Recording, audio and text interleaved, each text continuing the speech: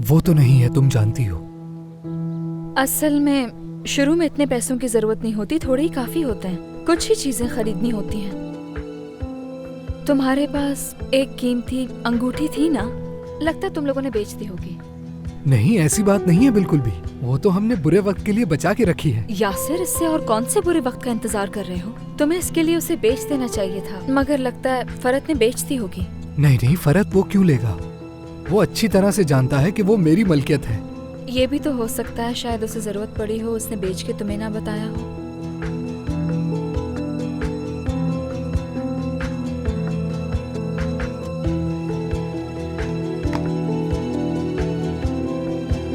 देखो ये रही। मेरा भाई मुझसे पूछे बगैर कभी भी नहीं ले सकता। देखो, शुरुआत में तो उनकी फैसिलिटीज बहुत अच्छी हैं। वहाँ बहुत अच्छे क्लब्स और सोसाइटीज मिल जाएंगी, और कैंपस के तो क्या कहने, जबरदस्त जगह है। और उसके बाद जो वहाँ की सबसे मुनफरिद बात है वो है वहाँ के टीचर्स। ये तो बहुत अच्छा हो गया। क्या मेरे नंबर्स एडमिशन के लिए बहुत है? हाँ ना, जाहिर है, तभी तो मैं तुम्हें बता रहा हूँ।